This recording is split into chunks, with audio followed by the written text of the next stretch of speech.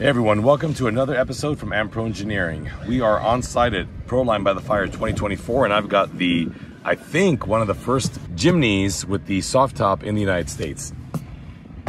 In the last video that I did with the metal top, people complained that this wasn't a true 1/10 scale, and that's simply because you're not aware of how tiny the actual vehicle is. When I measured the axles center to center, it is nearly exactly 1/10 scale. Now the problem is, a lot of modern RC cars that claim to be 1/10 scale simply aren't.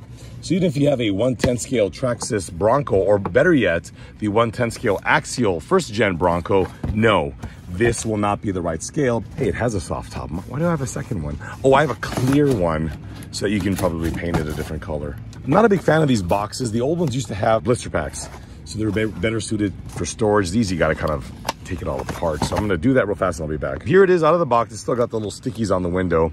First things first, one of the big differences between this one here and the metal top version is they've gone ahead and four-linked this one here. Correct, I understand that the real Jimny is not four-linked. Okay, but these are gonna give you a lot better articulation for driving these little guys around. And for these smaller vehicles, a four-link is gonna make the vehicle a little bit more, usable on rougher terrain. Now, I don't own a Jimny / Samurai, so I can't exactly tell you what is accurate or not, but what I can say is that this is a licensed vehicle. I want to say perhaps the arches are a bit on the larger side. I also don't care for the wheels, but again, it's a matter of preference. Let's peel this off because, yeah, there you go. Unlike the hardtop, these doors open.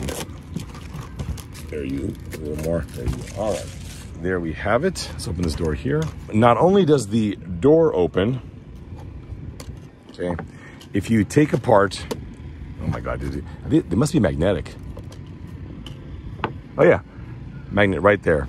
If you unscrew the door panel, you can actually unscrew the top part of the window frame, so you can have just the bottom part of the door. You can also just remove the door if you'd like. Same with the top, you can pull off a couple of screws here and go from the soft top to not having the top at all. And lastly, the windscreen will fold forward. Simple little hinge, but it gets the job done. So a lot of variation to what look you can get. One thing that it appears is that it looks like the hood opens and it doesn't. The battery is back here, so you can jam it in there, and as a WPL should, these do not come attached. Very dangerous when car companies send batteries plugged in, because they can actually discharge too much over time, and that could not only destroy the battery, but lead to potential fires with the depending on the chemistry of the batteries. These actually have the decals applied. The last one did not. Plastics on this car are pretty good. This is very likely ABS plastic, which means it should accept paint very nicely. The bumpers are not ABS, probably polypropylene, which effectively means they're non-paintable.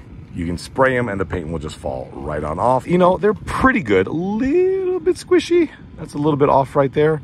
I think these are $65 or $75, a bit more expensive than the metal top, but again, the metal top is leaf sprung, which reduces the part count.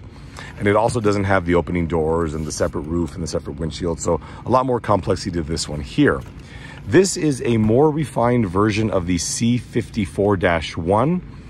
And the same chassis as the last one I did with the crew cab. The number escapes me at the moment. These are friction shocks, but to be honest, on a vehicle of this size, they're more than appropriate. I like them because you can just thumb adjust the threaded body over here. Little fake oil reservoir right there, which is kind of cool. It seems to sit a little bit low at the rear, so we can loosen the fronts a bit. I'll do that shortly. With WPLs, you get, at least the base model cars, a pretty standard radio. I like these radios, partly because I like the size. I hate carrying a giant radio on any kind of long walk, whether it's a big RC car or one of these smaller ones. I love this size radio. In terms of quality, it has a nice feel because it is soft touch. And just to give you an idea, this radio is about 5 years old and it's gotten dirty today, but other than that, it's still soft touch is in good shape. This is a more high-end radio than this one here. This one's pretty simple, left, right, fully proportional, throttle, brake, and reverse, steering rate, and brake. I have to double check, but this may be a brake adjust, like a drag brake. The steering rate usually goes from a lot of steering to less steering. On the D series cars, those K trucks, it goes from a little to a lot because those are more for, I guess, drift purposes. Takes 2 AA batteries, and you got a little Phillips screwdriver right here, or screw here, to take the panel off. These batteries are proprietary, the plugs anyway, to WPL. They're 500 milliamp, and they'll usually get you about 30 to 40 minutes of driving. I've got some of the older style with the two pins that are probably from one of the first WPLs I've purchased, and they're still working, so they're a good quality battery. These are a plastic drive shaft, and straight off the bat, they don't feel good at all.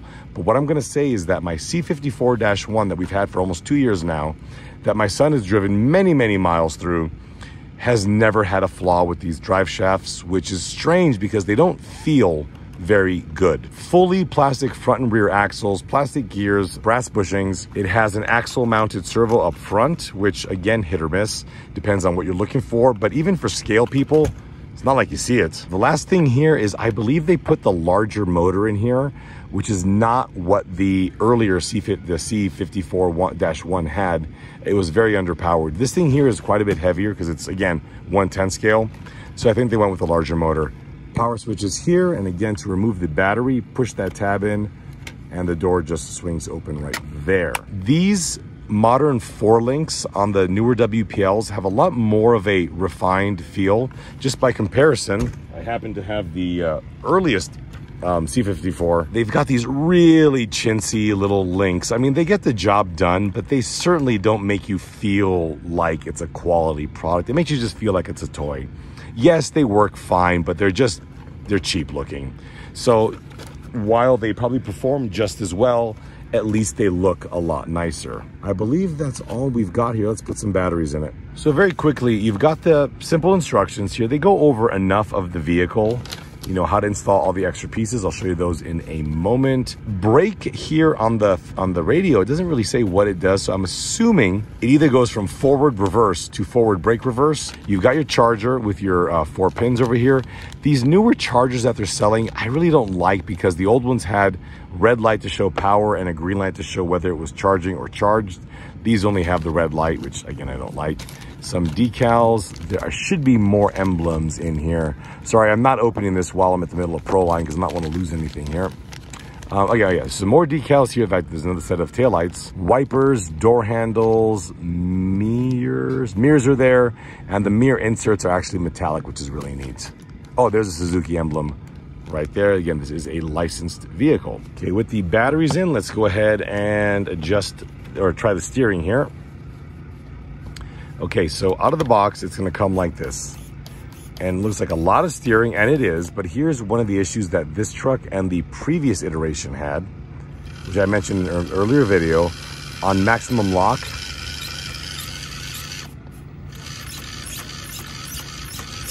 So this is a very, very silly problem because it's easily fixed. What is happening is on max turning, the drive cup and the dog bone are hitting each other. You got to trim some plastic on the drive cup and it's problem solved. This is something that they should modify in the tooling ASAP, because if WPL want to establish themselves as a quality brand, that has to go away.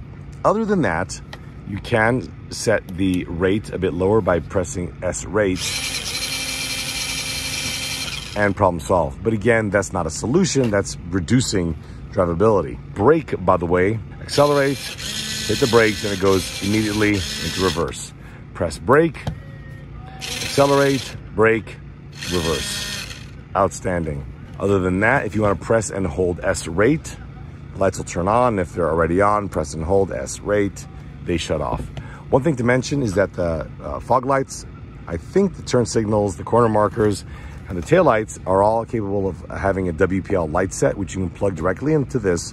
That'll give you headlights, tail lights, brake lights, turn signals, and reverse lights. And I don't know if they actually have enough for the fogs, but I know the standard ones do have quite a bit of light functionality. What's cool at the rear is that the wiring will actually be in the light, slotted in there, but the wiring will go above the inner fender so that you won't have any garbage hanging out from under the car, like so many of mine have. Let's go ahead and take this guy for a drive.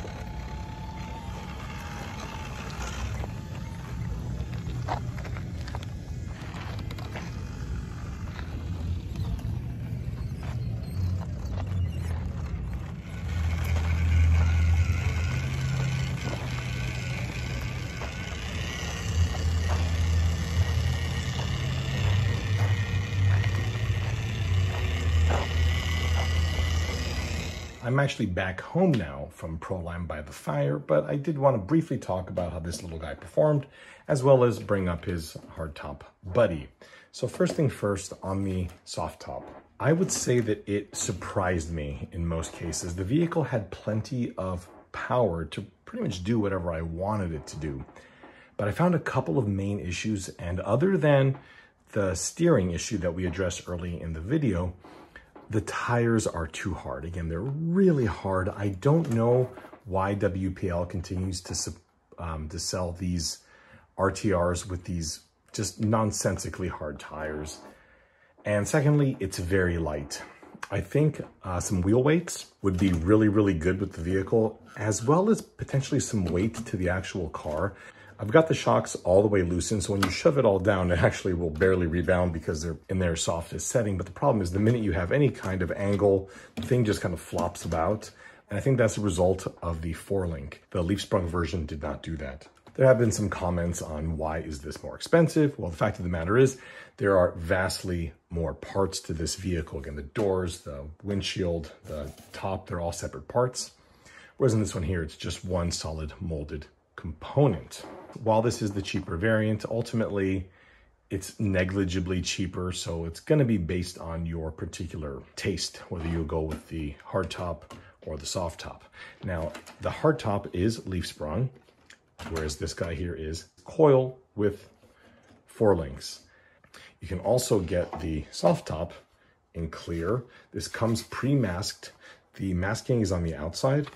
So what you'll want to do is mask off the entire inside so you don't get paint there, of course. You'll want to shoot this with a layer of matte clear initially. What that does is it seals the perimeter. This way, when you do a shot of color, you won't see any kind of bleed in there. So again, there's a bit of a nice texture on this. You'll want to shoot this, of course, in a flat or satin color. Overall, I'm a big fan of both of these vehicles. And as somebody that takes these smaller scale vehicles kind of all over the place, It's really cool to have a 1/10 scale small vehicle. My friends, thank you so much for watching. I guarantee you're going to see more of these two cars coming up very soon. We'll see you next time.